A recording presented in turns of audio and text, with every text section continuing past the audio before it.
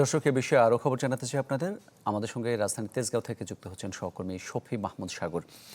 সাগর, 1.5 মাসের ব্যবধানে আবারও বাড়ানো হলো জ্বালানি তেলের দাম। আপনি যে পেট্রোল পাম্প আছেন, পেট্রোল পাম্পে সেখানে ভোক্তারা যারা আসছেন তাদের প্রতিক্রিয়া শুনতে চাই আপনার কাছে।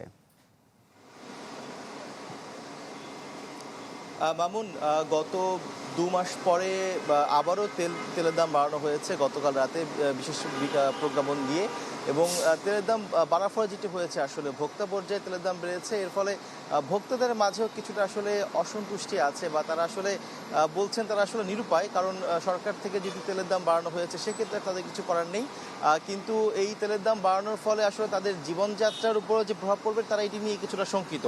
তারা বলছেন যে লাস্ট এপ্রিল মাসে যখন আসলে তেলের দাম বাড়ানো হয়েছে এক লাফে 20 টাকা করে, এর ফলে কিন্তু তাদের যে দৈনন্দিন যে সকল খরচ ছিল সে সকল খরচও কিন্তু এক লাফে বেশ কিছুটা সেখানে খরচটা বেড়ে গিয়েছে।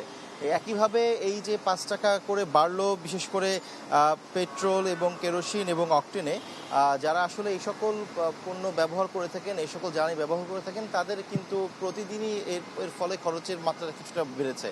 আর আরেকটি বড় বিষয় হচ্ছে যে আমরা দেখি যে জ্বালানি তেলের দাম যখনই কিছুটা বৃদ্ধি পায়, তার চেয়ে আসলে বেশি বৃদ্ধি পায় মানুষের দৈনন্দিন জীবনের খরচ, এবং একই সাথে মুদ্রাস্ফীতিও বেড়ে যায়।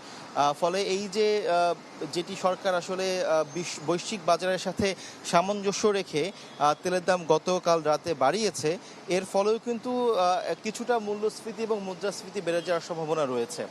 আমরা দেখতে পেয়েছিলাম যে গত মাসের আগের মাসে, অর্থাৎ এপ্রিল মাসে, যখন মধ্যপ্রাচ্যের যুদ্ধ সংকটের কারণে যেরকমটা আমরা দেখতে পেয়েছিলাম যে সারা পৃথিবীতে তেলের সংকট তৈরি হয়েছিল, বাংলাদেশেও সেরকম তেলের সংকট তৈরি হয়েছিল, এবং এতে কিন্তু ইতিহাসের সবচেয়ে বড় একটা ভোগান্তিতে পড়েছিল সাধারণ মানুষ। সেখান থেকে কিছুটা উন্নতি হলেও তেলের দাম বৃদ্ধির ফলে কিন্তু আবারও মূল্যস্ফীতি বাড়ার একটি সম্ভাবনা রয়েছে। মামুন, ধন্যবাদ আপনাকে।